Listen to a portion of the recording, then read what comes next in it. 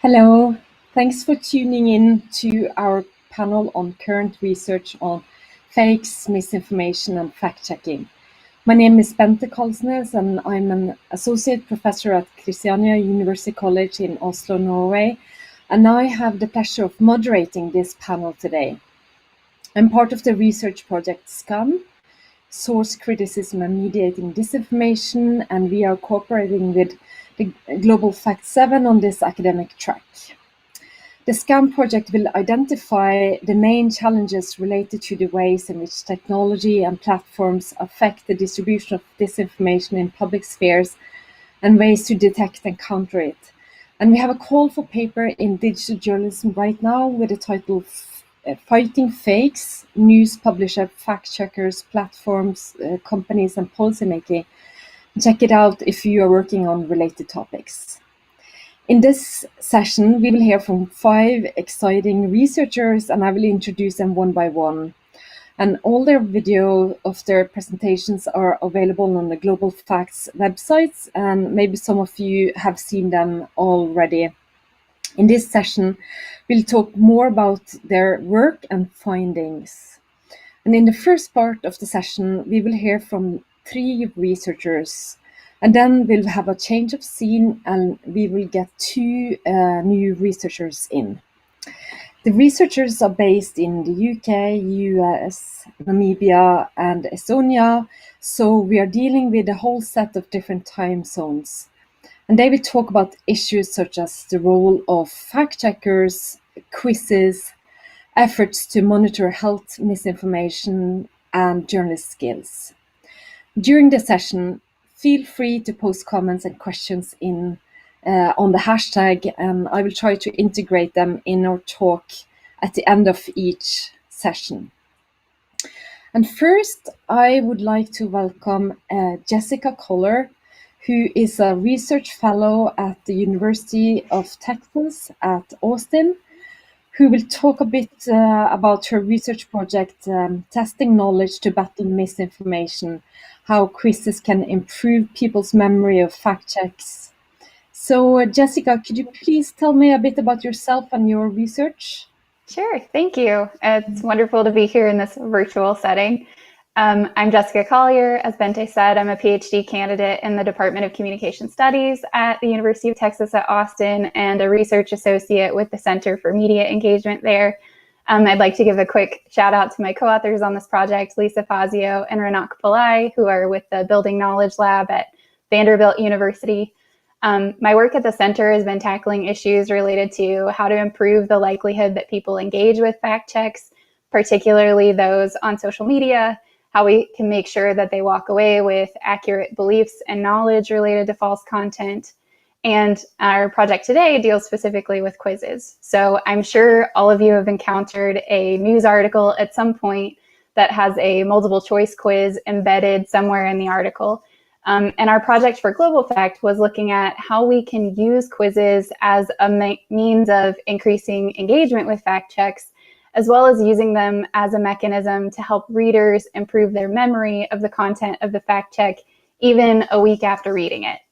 So I won't go into too much detail about the specifics of the project right now, but just to say that we find this really interesting and somewhat confusing story where quizzes help people remember answers to these really complex health-related questions, even a week after reading a fact check, but they seem to be ineffective at improving people's ability to accurately identify a false claim as indeed false.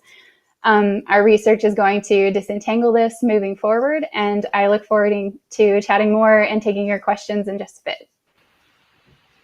Thank you, Jessica.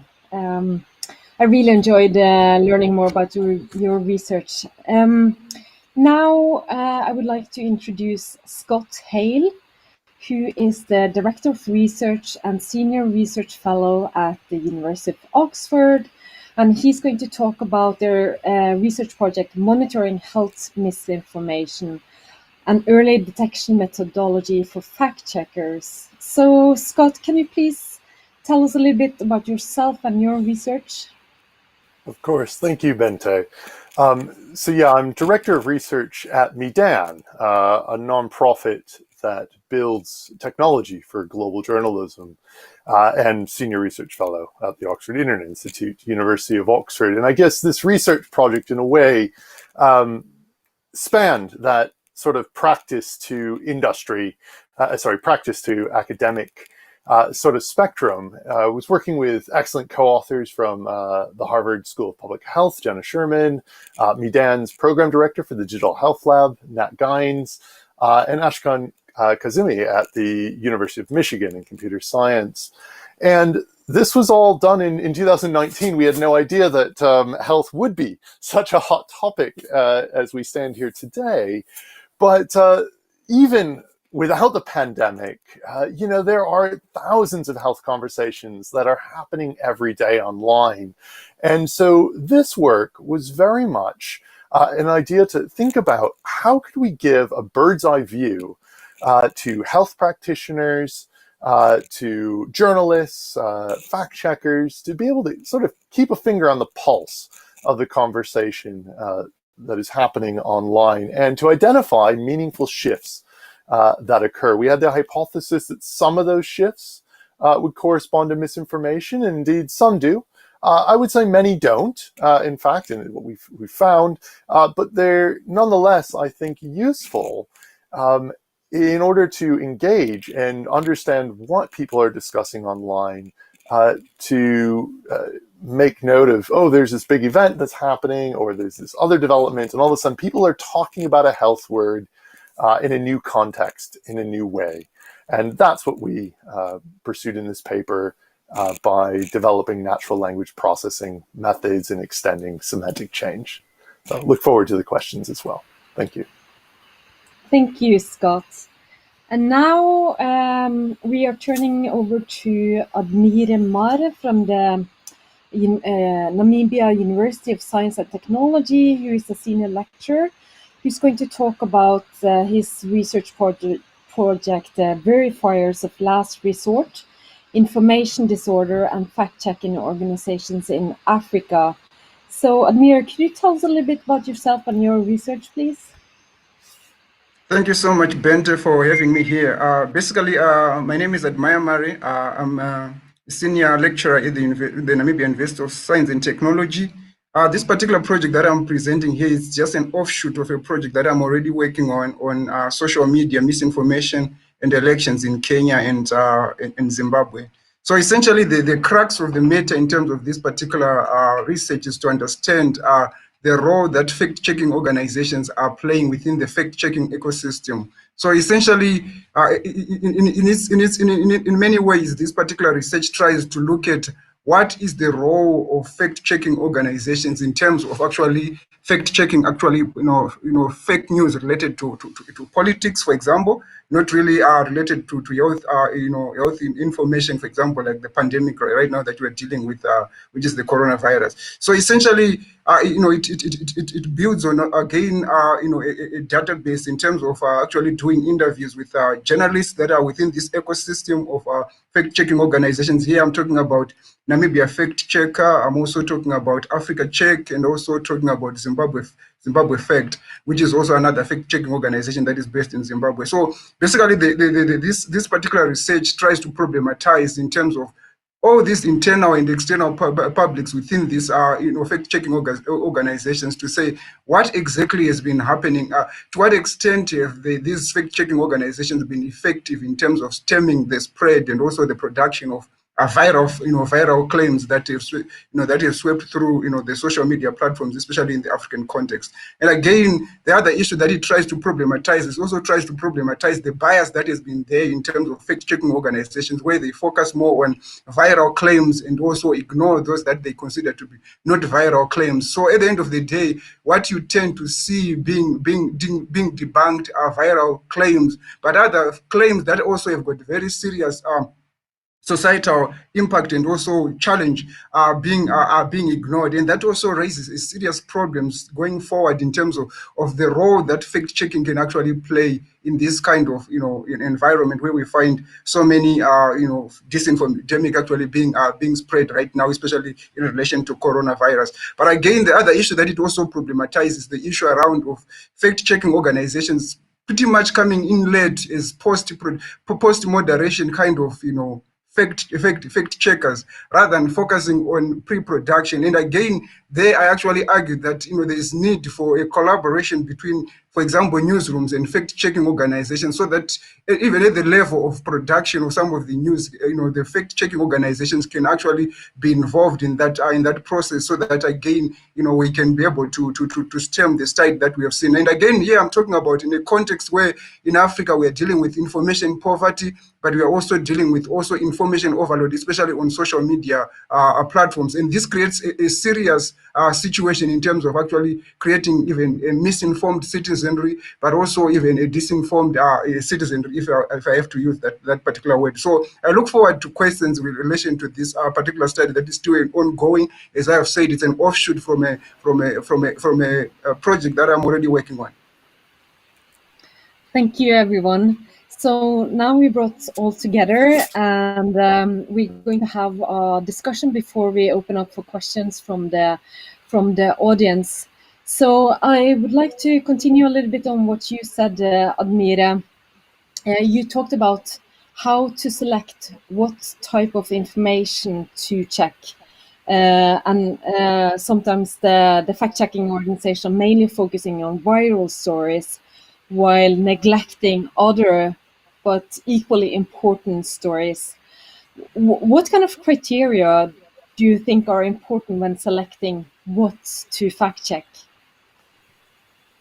For me, I think the most important thing is what is in the public interest. As long as, again, we need to go back to the crux of journalism, which is about focusing on public interest information. So whatever is in the public information for me, in the public interest for me, deserves to actually to be fact checked. So at the end of the day, I think we run the risk of actually promoting, this bias, this viral information bias that is already embedded in most fact-checking organizations. And this actually, for me, raises a serious problem, because what about those issues that don't have that same traction, but at the same time we have equally devastating consequences for society? What are we going to do with those kinds of claims that we are not paying attention to?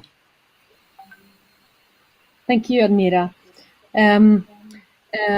Jessica, I would like to hear a little bit more from your project. I'm also curious, what do you think about using quizzes as part of fact-checking or remembering fact-check information? What started your approach? Sure. So at the Center for Media Engagement, a few years ago, we developed a quiz creator tool that is just an embeddable iframe that we made available to newsrooms who would be interested in using the quiz tool to, place within their articles. And it's been adopted by over 150 newsrooms at this point. And our research has shown that when you include a quiz, people actually spend more time engaging with the article, and they remember more from the news article. So really upping the information quality that people are getting there. And we were like, why couldn't this work with fact checks? And there's research that my co-authors in psychology have pointed to about how multiple choice quizzes are actually really good for memory as well. So it was sort of this meeting of the two worlds, where we want people to engage more with fact checks, and we also want them to remember things. So it just seemed like a natural bridge to test out whether this would actually be the case. And are you surprised by the findings? For example, you said that you didn't see an effect when it comes to identifying false claims. Was that surprising for you, or? It was. It was definitely not what we had hypothesized. And we have we're following up on this, first of all, and we think that maybe the quiz questions have to be more closely related to the false claim itself. So rather than asking really specific, in-depth questions about the information in the fact check, asking them more questions that are directly related to whether the claim is false or not might help with that. And then the second thing is these were health-related topics, and so we don't know if maybe we explore different fact checks, if we would find different findings there. So the research has a lot of different directions to go in. I think the most important thing that we found was that when you ask them these really complex questions like, what is the blood-brain barrier? And you ask them to just write out a response to that. Even a week later, people are still getting at least 40% of those questions correct if they've received a quiz, which I find impressive. Yeah. Any comments to Jessica from the rest of the panel? I was curious, Jessica, to learn a little bit more about the control condition. I guess trying to think what's, the opposite of okay, you've had someone do a quiz, and that's probably primed them to look at certain parts of the article or the certain things that are included there. And I wonder, whether it's that interaction, whether you can have a stronger control condition in terms of maybe putting those statements in bold in the control, or is there some other activity that isn't a quiz that gives us a tougher comparison, I guess. Sure, that's a good point. We have the control condition that receives no quiz, and we have the before condition that receives the quiz prior to reading the article at all, which I think is where we would see that sort of priming effect of, oh, I need to pay more attention because I'll probably get more questions about this later. But I don't really know how. I think the getting the questions after it, they might just say like I would expect them to attend to the article the same amount as they would if they just didn't receive a quiz at all. But that's a good point and something we should consider moving forward. Thanks. And Scott, I was wondering if you could explain a little bit about how words can change meaning and how you can detect that. What kind of developments are you looking for? Yeah, I'll try to be brief, and there's obviously more detail in the presentation. But in natural language processing, traditionally, what has been done recently is people have looked at large volumes of text over many years. So maybe the whole century, the 1900s of American English or something, and then trained models to understand what a word meant based on the context it appeared in. And as a word would change its context, then we would see that sort of representation of the word drifting in a mathematical space. And our question was whether we could basically speed that up. Obviously, we don't want to wait years. We don't want to wait a century to see what's changed. But also, we're not necessarily interested in lasting changes. So yes, the word gay is now used completely differently today from how it was in the 1900s, and that's a lasting change. But actually, we're really also interested in these sort of ephemeral changes where maybe it's changed this month and then back to another use the next month. And so those were the types of methods we were looking at deploying over a really large social media data set, Twitter to begin with, covering 5.5 years of tweets. But in fact, these methods could be applied to any large text data in any language, in fact. Could you give an example of a health-related word that has changed meaning and how you could detect that? Yeah, so we looked both at individual words and we looked at pairs of words as well. And as I said, many of these were sort of larger events or things that happened in the news cycle.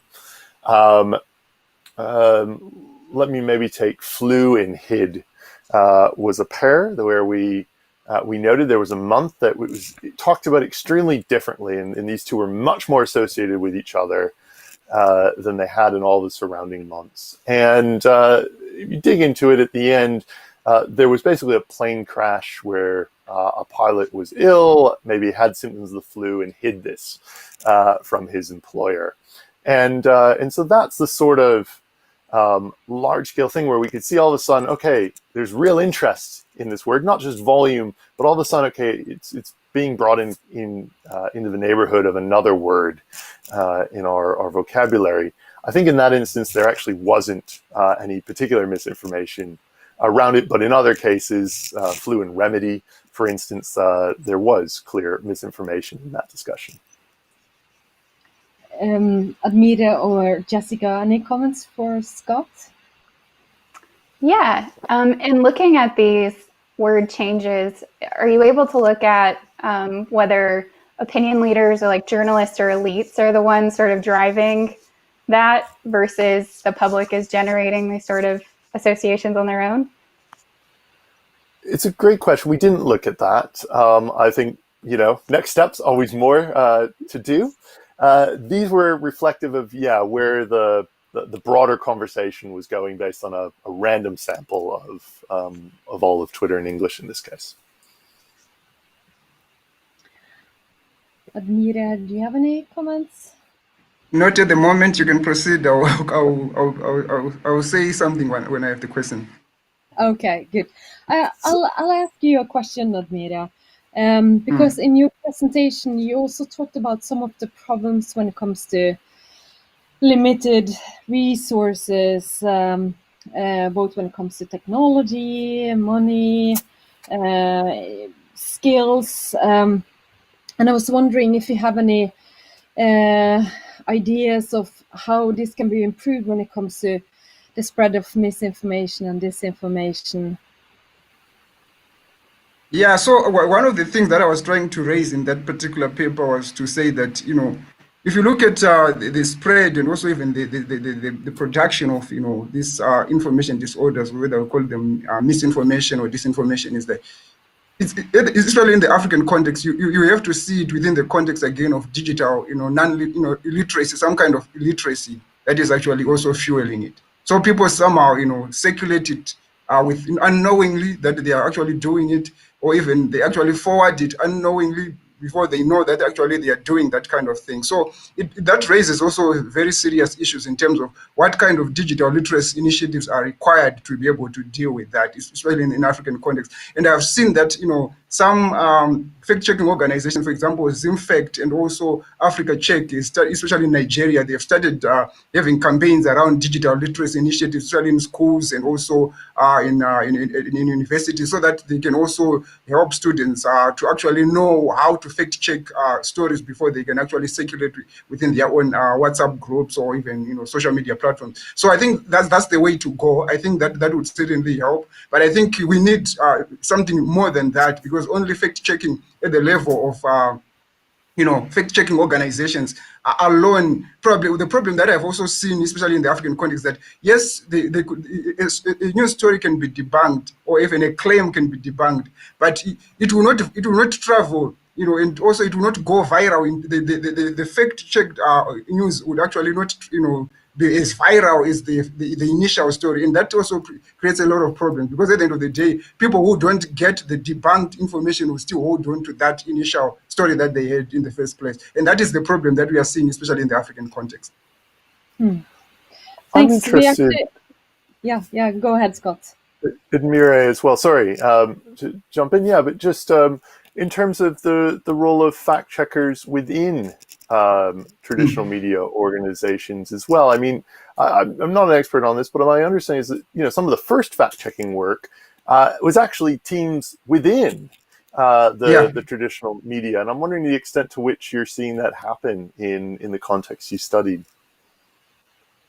Yeah, that's a very interesting question. Actually, the other issue that I also raised in this particular paper is that, unfortunately, because of the resource limitations that the newsrooms have in the African context, these kinds of initiatives have not really been able to withstand the financial pressures that the newsrooms are going through. So you have seen more and more companies actually retrenching sub-editors, even editors. So you probably have just one editor who's going to be in charge of almost everything. So at the end of the day, the gatekeeping role that was there, in the olden days is no longer there. So obviously, certain stories are just escaping these gates that are unmanned somehow, so to speak. So that also creates a problem. So that's why I think we are seeing more and more external fact-checking organizations, coming into existence outside of the newsroom, because they've seen that there is a gap already within the newsroom, because they cannot cope with the pressures, and also they also don't have the budgets to pay for sub-editors and also editors. Yeah, it's resource demanding to do fact checks. Actually, we have a question from the audience. It's kind of a philosophical question, so you have to listen in. How how are individuals processing information? Is their first thought a critical approach to information, or do they depend on their own experiences when absorbing information? Any thoughts on that?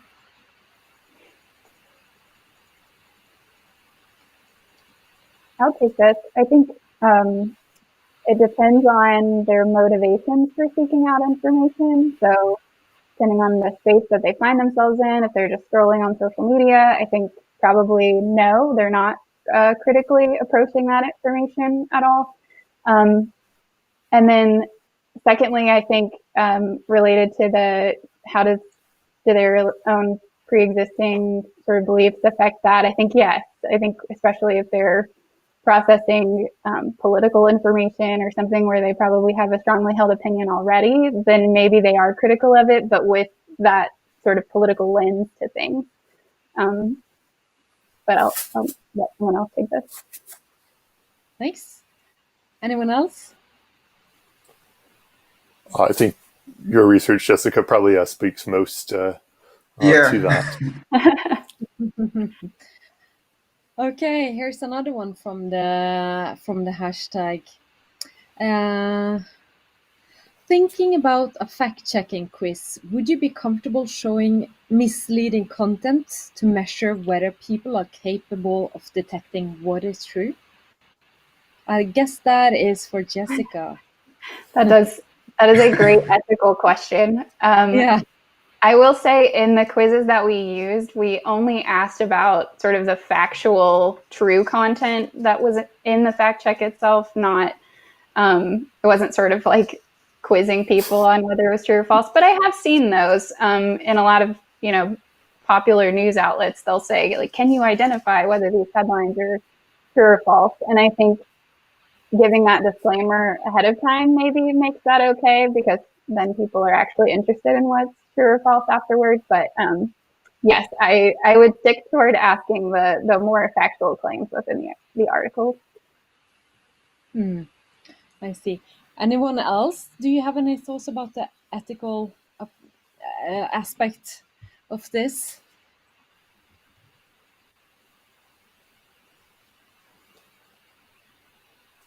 No? I think you've nailed it, Jessica. Yeah, and it's probably around keeping people informed and understanding what they're being tested on. Yeah. Do you have any comments at the end? We have time. We have a few more minutes before we end this segment. Any closing thoughts? Looks like we maybe got one more question. Yeah. Okay. Do you think we would see a difference training the NLP on social media versus formal speech, like a politician? I guess that may be directed at me, and yes. Yeah, I think a real challenge with social media data is that it's not well structured. There's often grammatical errors, etc. So I think there are things that can be done with greater confidence. NLP is natural language process. Yeah. Yes. Yeah. Yeah. And so I think when we think about natural language processing, there's often more that could be done in formal speeches, and it might be able to better distinguish different contexts for words, etc. in a way that sometimes can be challenging given the informal nature of social media. Okay. Thank you so much. I really enjoyed watching your presentations, and they're going to be, you're able to find them on the Global Facts website. And now we're going to bring in the last segment of this panel. And first, I would like to welcome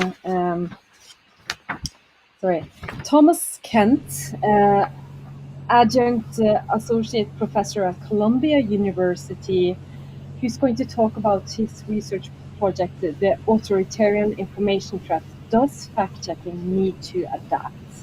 So, Tom, would you please tell us a little bit about yourself and your research, please? Sure. Hi, Bente. I teach at Columbia University about disinformation, journalism, and journalism ethics. I had a long career in journalism with the Associated Press, much of it as a foreign correspondent, and then as standards editor responsible for the truth and the balance of AP content. And I've also been president of Radio Free Europe, Radio Liberty, which is based in Prague, and that's a US congressional funded news service operating in 25 languages to the countries of the former Soviet Union, the Balkans, Iran, Afghanistan, and Pakistan. There's no question, certainly, that international fact-checking has been highly successful in many ways. But what I've been looking at is, to me, a significant gap in fact-checking work. Fact-checking lacks focus on one of the most pernicious threats to the world's information bloodstream, and that is false content intentionally created by authoritarian states. This disinformation is professionally distributed at industrial scale by governments that have almost no accountability to their own people or to the world. Fact-checking grew up as a country-by-country pursuit. Local media and civil society groups organized to judge statements by powerful people in their own nations. And ideally, fact-checking should be local. But local fact-checkers can work only in countries with some degree of political freedom. In authoritarian countries, accusing highly placed people of lying is not a healthy pursuit. In such conditions, important countries are left entirely without reliable fact-checking organizations, and that leads to distortion of the worldwide fact-checking picture. In 2019, for example, the International Fact-Checking Network organized a project at the UN General Assembly. Members of the IFCN collaborated to monitor their national leaders' speeches at the General Assembly. The speeches by the rulers of some of the world's more repressive countries went unchecked because there was no IFCN member based in those countries to do the checking. There were plenty of fact checkers, of course, for the leaders of democratic countries. And I think the overall tapestry created by the IFCN project could perhaps give the impression that lying politicians are a feature primarily of democratic states. So I pose the question, how might we mitigate this problem? And one approach would be to create more offshore teams working outside the borders of repressive countries. These would subject these nations' leaders to the same kind of accountability as leaders of democratic states. Now, some of these teams exist already. There are a couple of organizations based in Toronto that fact-check the Iranian government. And the IFCN could select a small number of countries as initial candidates for new offshore teams. And these teams would have a couple goals. One would be to alert the world to major false stories coming out of these countries. Sometimes these false stories get checked when they come into the information bloodstream of individual other countries, but rarely are they tracked back to their original source. And these teams could also serve the country's internal populations with fact-checking on smaller, more local issues. So I think that well-designed and managed offshore groups could benefit not only the countries they focus on, but the international fact-checking movement as a whole. They would warn the world about false narratives coming out of these countries and also help counter disinformation inside them. And they would give audiences confidence that the world's fact-checking community is committed to exposing deception by all countries. I'll stop here, but my thinking does include, of course, some downsides to this idea, some problems we're likely to see with offshore fact-checking, but we can talk about that additionally if you like. Thank you, Tom.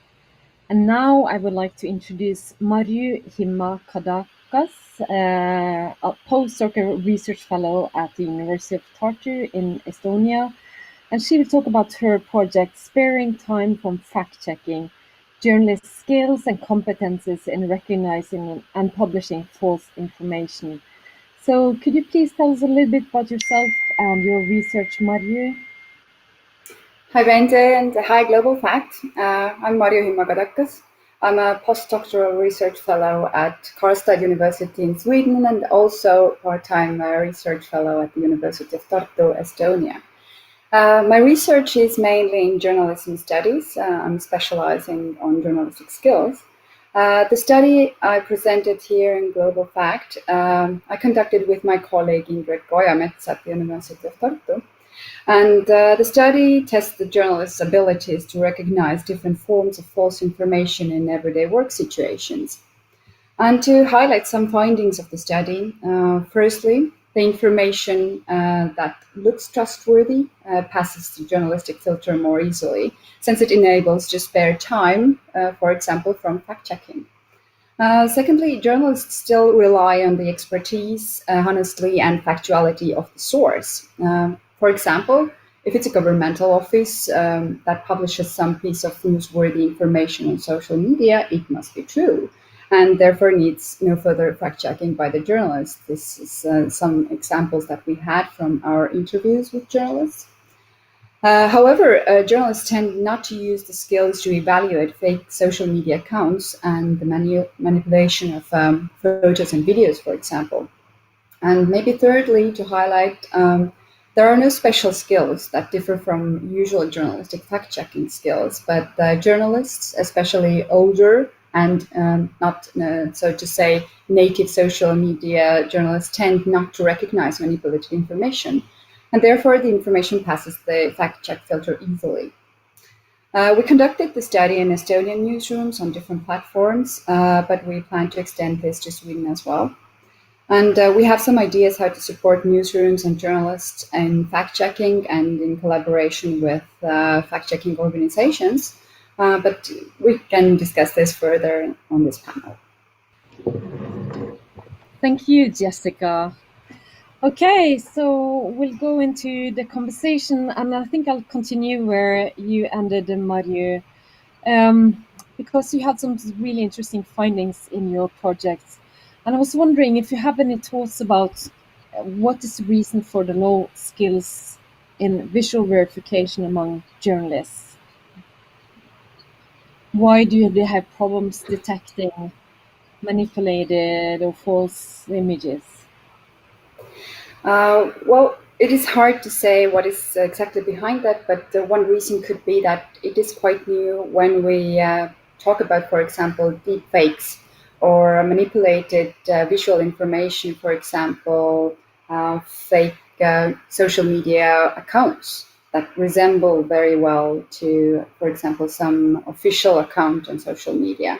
It is hard to track, but yes, I think on one side it is the matter of journalistic training. That sort of verification of information may not have been part of their training, but also that it is not very well accepted in newsrooms, not yet at least. And also one thing that we noticed is that while dealing with data stories or data information in that sense, in a wider sense, journalists do lack skills in data literacy and analyzing data, scraping data, or having that sort of idea. Also, if well, this reaches beyond already from just evaluating the factualness of visual information, but also data literacy in the sense of knowing what's true or what's not on data visualizations is an issue. So we need to work on that more. I think these are just some things that have entered the journalistic field recently and have not been part of the training, just some of the ideas. Yeah, I think your findings also reflect back on journalism education. I think there might be some need for adjustments when it comes to the training. Tom, do you have any comments for Marju? Yes, I think it's a really, really interesting and very depressing study, but I'm glad it was done. I have a couple questions. Did I understand correctly you to say that the older journalists seem to be more vulnerable than the younger? Well, that's you know, a little different, counterintuitive from what you often hear, because you often hear in the world of disinformation that it's the older people who tend to sometimes be wiser, but but here there's no sense of that. And I wanted to ask you something else. You said that the journalists tended to believe official sources, is that? But are these journalists, and you'll have to tell me more about the ones you talked to, are these journalists that you studied people working within news media that are generally close to, shall we say, the power structure of the country, that might be more inclined to believe official sources? I mean, suppose you had a population, a more marginalized population, a newspaper or a website that represented a population that feels a little aggrieved or doesn't necessarily think the government is always on their side. And there are such populations in Estonia and also in most other countries. Do you think that the reaction might be any different? Did you control for that? Who were the journalists that you talked to? Thank you for these questions. I will start from the last one. We had covered three main media houses. You must know that the Estonian population is 1.3 million only, so it's a very small media market. We have three bigger media houses, and they all have converged platforms of television, radio, newspaper, and online. And we covered all those. Those are, so to say, mainstream news media organizations, which means that Estonian media landscape is not declined towards the power, so to say. Yes, there are certain alternative media organizations as well, but they were not included. So yes, this is the shortcoming of this study. It might be, but the audience of those small alternative media houses or not media houses, or just to say alternative media organizations are truly marginalized. So I wouldn't say they would influence the overall outcome. So the trust towards the governmental institutions or institutions in a wider sense may be the result of overall trust. For example, in Estonia, not just journalists, but the overall population tends to have very high trust in institutions, in government, in the police, also in the medical system, and so on, in the education. So it may be a result of that. Also, very high trust for example, the global Wellcome Trust Monitor showed that 80% of Estonians trust science and scientists as such. So high trust in different institutions may be behind that, and also that Estonian governmental offices and other such sort of institutions tend to have a lot of communication on social media and on media in a wider sense. But regarding your other question, the question about let's say, call it experience, not age of journalists, but these may come hand in hand. Most those experienced journalists that we had in our study, they may rely or be too confident in their competence of fact-checking, and they tended to rely on their gut feeling, which was a bit alarming, because this gut feeling also told to put their trust in governmental offices and on spokespersons, for example, who, well, he or she has always had accurate information. I should trust that. So putting their trust on their previous experience was one thing, and another thing was the lack of experience of multiple or diverse ways of false information that journalists can become exposed to on social media or on other media forums. So being more critical comes hand in hand with the experience of using different sorts of media and social media in that sense as well. You know, it seemed to me when I talk to journalists about fact-checking and the importance of getting things right, they often say, if we just had more time, that we're under so much pressure, we don't, have time to deal with anything. So I thought it was very interesting the way you structured your study. most of the things, or many of the things that you tested, many of the false things, suspicious things you put in, did not require research to determine were untrue. I mean, the plane in the field, in the field without snow in the winter, the plane that seemed too small to hold 30 people, the graph, the numbers didn't add up.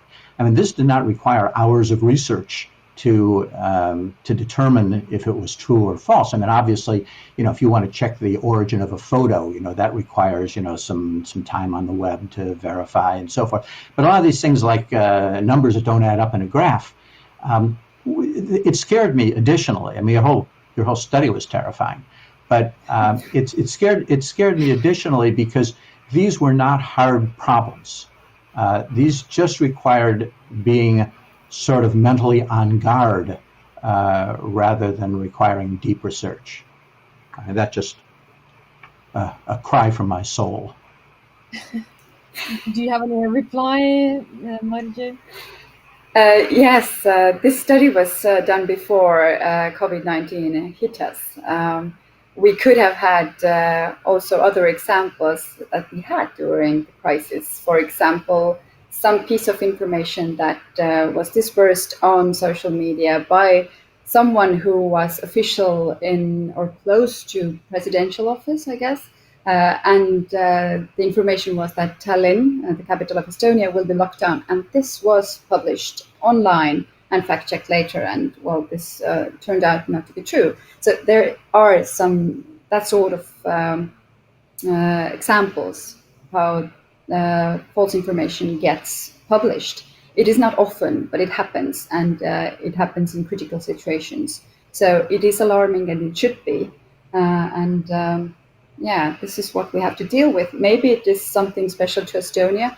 And also what you mentioned about time pressure. It is an issue, and it is not just an issue of Estonian, for example, online newsroom especially, but also elsewhere. But the tendency tends to be in the Eastern European countries, small media markets, small language environments also in the media, few resources and so on. This all sums together in the time pressure of publishing fast, and also checking facts later. So that's an issue. Thanks. And I have a question for Tom, and we also have some additional questions from the audience. Tom, your research was really interesting in the sense that you're trying to close a gap that you've identified when it comes to what kind of information is fact-checked, and you're particularly focusing on authoritarian countries. And you're suggesting using offshore fact-checking teams. I'm just wondering, how could these teams be structured and financed? Because often they're financed within one media, or they're organized and financed within one media market. Do you have any thoughts on that? Sure, and I'll try to calm down emotionally after Marju's terrifying report. So I think that from a finance standpoint, you think of the usual suspects. You think of the social networks, of the foundations, and so forth. Facebook fact check comes to mind. Of course, Facebook has been a huge contributor to this. And one problem that you would face, I imagine, with Facebook is that Facebook is, not enthusiastic about being on the outs with any particular government. So, they might be outraged with Facebook supporting an offshore organization. But in that case, I think the IFCN could probably play a very helpful role. Facebook often does sort of outsource any kind of ethical, moral decisions. That's why they support IFCN instead of just having their own fact checkers. So I think it's possible that Facebook or another foundation might give a grant to IFCN, and then IFCN would itself make the decision on which countries required offshore fact-checking teams. Great. And then we have two more questions about the same topic. What do you think are the drawbacks on having offshore organizations? And then second one, Do you think citizens in authoritarian countries would believe fact checks published by offshore fact checkers? I'm sorry. Will they trust fact checks published by offshore fact checkers? Believe in fact checks. Well, there are a bunch of drawbacks. Certainly, an offshore team could be located far from the country in question, so there's a time zone problem. It's hard for remote teams to know what is most important at any time for for the people back home, what government statements are getting the most attention, what needs most to be fact-checked. It also may be hard to get the findings back into the country because governments are getting better and better at blocking websites and interfering with social networks and so forth. So you have a problem of getting the information back in. So maybe offshore groups could partner with international broadcasters or internet freedom groups that could help pierce these internet blockades. And then third, there may be a built-in suspicion of the motives of offshore groups, not only on the part of the government, which will say these are all government enemies and angry exiles and so forth, but even some suspicion, of course, on the part of people inside the country who may entertain the same thought. So the answer to that problem is that the fact-checking just has to be so good that people will convince themselves that the fact-checkers really know what they're talking about, which probably means that the fact-checkers need to have their own contacts inside the country. So if the government says, there's plenty of meat, and the fact-checkers say, no, there isn't plenty of meat, people will be able to go to the market and see, the fact-checkers version is actually the right one. And I also guess in order to create the trust, you need some level of transparency in order to understand how they've come up with a conclusion. And just to follow up that, we got another question to Tom. Any ideas on how to get the information needed to fact check from outside countries with little access to information? Right. Well, that brings us back to the question of having your own people inside the country, but that doesn't mean necessarily secret agents. It just means having a wide variety of friends, family, and a network outside the country that has its own friends and family connection. Most things come out eventually. It's very hard in today's interconnected world to bottle up information. It always comes out. Now, sometimes fact checkers will have to be a little patient. They would say, we'd like to fact check this today, and we're sure the government's lying. But, if you wait a day or two, then you'll know the government's lying, or you'll know that the government might actually be telling the truth. And that would be an important thing for credibility as well. And the fact checker's product should sometimes say, yes, the government is absolutely right. Because if you just become, a service that denounces the government every day, then it really does threaten your credibility. So, Marju, do you have any comments to Tom? Yeah, Tom, since you're also familiar with Estonia and many other small post-Soviet countries and the environment here, first of all, while creating that sort of offshore networks for small media environments, also the Scandinavian countries as well, small language and the language barrier comes in, how to solve that problem. And the second question would be how to avoid biases or advocating in that context, which means that even if there are offshore networks helping with the fact check, how can we prevent that sort of organizations becoming advocates of someone, opaque advocates maybe, or having their biases or interests in fact checking as well? So any ideas on that? Sure. Well, first, with regard to languages, you have, these are very small language groups, but you still have people of all sorts of points of view. And in the sense of most East European countries, in most of those, you can have fact-checking people within the country. I mean, it might be getting more difficult with regard to a couple that you could imagine, but generally speaking, I don't think you'll have to rush offshore with regard to most Eastern European countries, the way things stand at the moment. But in terms of the people who do work offshore, I think you're absolutely right.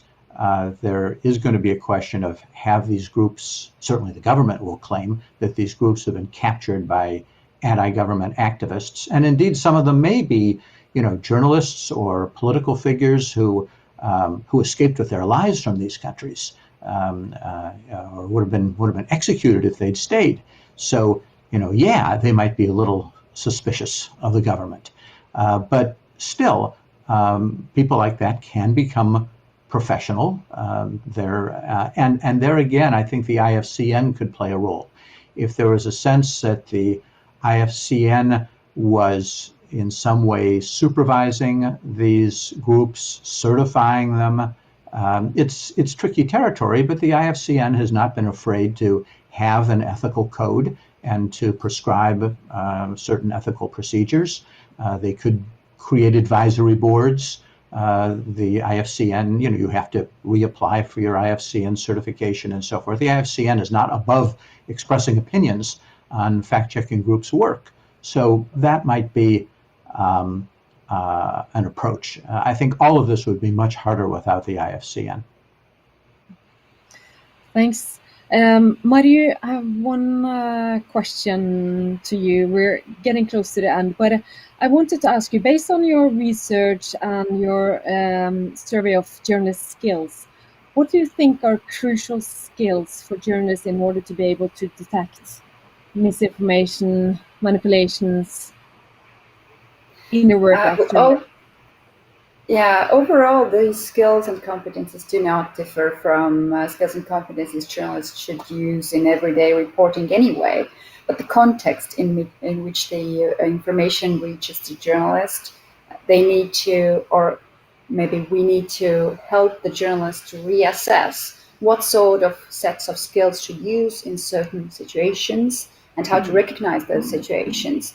So it's a support of different sort. Yeah, we thought also that there are certain very specific skills, but no, actually it does not refer to that. It refers to using skills in adequate situation or choosing the situation in which to use them. So maybe it's in this field. Okay. Do you have any final remarks, any concluding remarks you would like to end this session with? I would just say that I've tried not to, as much as possible, not to name individual countries that I think would benefit, well, at least citizens would benefit from offshore fact-checking teams, because I think this is a reasonable area for the IFCN to get involved. And, some countries are obvious, some are less obvious, but to the extent possible, I think the IFCN or any other group that's interested in sponsoring this should try to weigh things not so much from a political good guys, bad guys perspective, but from a perspective of, is independent fact-checking possible to do in this country? Thanks, Tom. And you, Marju? Yeah, I would add that it's very good to have the knowledge from Tom's presentation that we've had this explosion of fact-checking organizations and it's moving towards networking, and it's really helpful for big countries but also small countries and small media environments, and we should all work for, as academics, for promoting networking within journalism, within and in between those fact-checking organizations. This is how we can tackle the information disorder in a wider sense, not just criticizing or analyzing or studying journalists as I did, but helping them to network and helping them to reassess many things. I think it's very important. And what Tom said in his presentations, I think there are many ideas to put into practice. Thank you so much, both of you, and thank you so much for participating here. And hope to see you at Global Fact in Oslo next year. Thank you so much for today. Thank you. Thank you. Take care.